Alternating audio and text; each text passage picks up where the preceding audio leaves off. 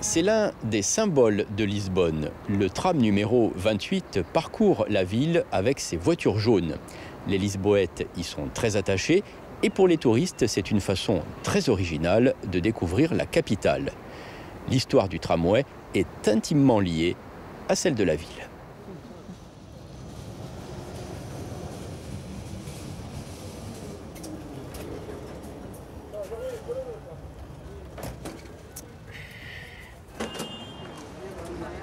Final, finish. C'est fini, Capolini aussteigen. Get off.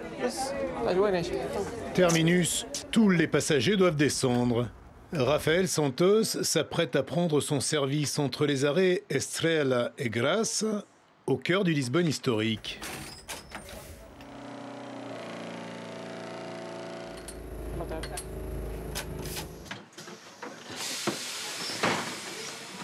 Aux commandes du tramway numéro 28. Rafael va sillonner, avec difficulté parfois, la capitale portugaise. Nous avons été ici dans ce moment le quartier de la Fama. Et comme vous voulez, comme vous regardez, la rue sont très petites. Et nous passons dans ce moment de la rue très petite de la Fama. On passe seulement un tram à chaque fois. Et seulement un seul tram, c'est possible de passer ici. Il n'y a pas d'autobus ni d'autres trams. C'est seulement ça.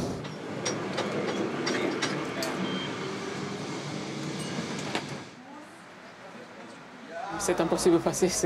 Je vais attendre. C'est d'autres problèmes de la circulation.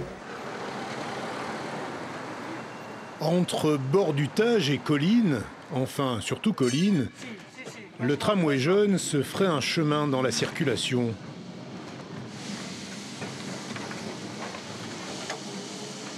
Quand la commande électrique ne fonctionne pas, le conducteur doit descendre tourner l'aiguillage à la main.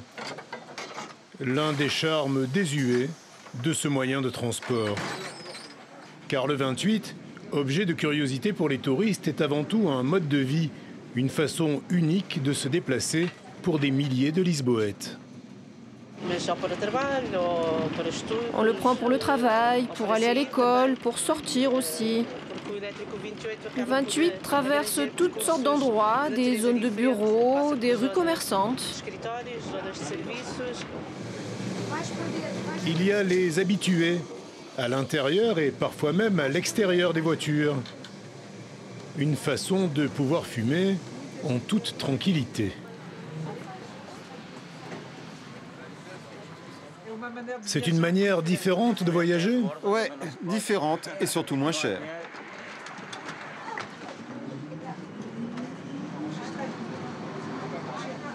Ces scènes de la vie quotidienne, ces anecdotes entre descente et montée sur les collines de la ville, alimentent le journal du conducteur, le blog de Rafael Santos. Il en a tiré un livre, une succession de tranches de vie au fil des rails. Parmi les anecdotes que je raconte, il y a cette nuit de Noël. Habituellement, la plupart des gens ne pensent qu'à rentrer chez eux. J'étais de service ce soir-là, et il y avait ce monsieur qui n'avait nulle part où fêter Noël. Il a passé la soirée avec moi à bord du tram 28. Moi, je faisais ce que j'avais à faire, et le monsieur était assis là, profitant du voyage entre les deux terminus. Le 28, dans la lumière, sous les objectifs des nombreux touristes qui se pressent à Lisbonne, aux grandes dames de certains habitués. À certaines heures, c'est très compliqué parce qu'il y a beaucoup de touristes. Les voitures sont pleines. Il faut dire que le tramway, c'est un peu comme un manège, avec un point de vue unique sur la ville.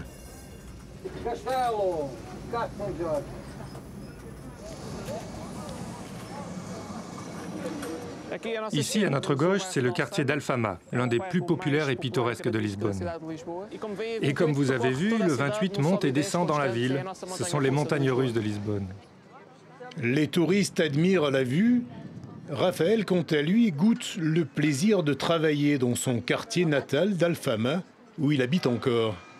Dans le livre, il y a plusieurs histoires qui se passe ici, avec les personnes de ce quartier, dans la rue des quartiers, avec des stationnements qui empêchent le passage, la circulation de tram. L'arrêt, au pied du château Saint-Georges, est l'un des plus fréquentés par les touristes. On essaie effectivement de le reprendre à des intervalles réguliers pour visiter la ville. Ouais. C'est autant un moyen de transport qu'une attraction touristique. Ah, complètement, ouais, c'est magnifique. On se fait balloter dans tous les sens, mais c'est vraiment génial. C'est en couverture sur le guide, c'est ça? Oui, absolument. Oui. C'est le tramway. D'ailleurs, il y a des cafés qui le prennent comme emblème, etc. Là, on est allé boire un café tout à l'heure dans un café où c'était un tramway numéro 28 reconstitué. C'était très agréable aussi. Et ce café, numéro 28, le voici. Et bien sûr, c'est ici que Raphaël vient se changer les idées en ce jour de repos. Ici, tout évoque le tramway. Il a fallu reconstituer tout en respectant les normes de sécurité, défi relevé par un propriétaire amoureux du 28. Le tramway est indissociable de Lisbonne, c'est comme la Tour Eiffel et Paris. Et je pense que c'est ma passion. Quand j'étais enfant, je jouais beaucoup, comme je le racontais à Raphaël. Nous étions dans le quartier du parc Monsanto. Il y avait un arrêt de tramway et nous adorions jouer dans le tramway. Au mur, des photos des premières voitures, début 20e. Ici, c'est un lieu de culture. On y sent l'atmosphère et l'histoire du tramway. Une histoire toujours en marche. Cette voiture de 1905 circule encore aujourd'hui dans le musée de la Société des Transports. Et elle sort parfois sur le réseau, pour les grandes occasions. Lisbonne est d'ailleurs l'une des rares villes où roulent au quotidien du petit matin jusqu'à 23h ces véhicules historiques. Parfaitement adaptés aux ruelles tortueuses, ils datent des années 40 et ont été remotorisés en 1996. Raphaël rentre au dépôt après une journée de travail et une nouvelle moisson d'anecdotes. Nous, les conducteurs de tram, nous avons le métier le plus amusant du monde. Dans la journée, on est des touristes, on grimpe les collines, on fait ce que font les touristes dans la ville.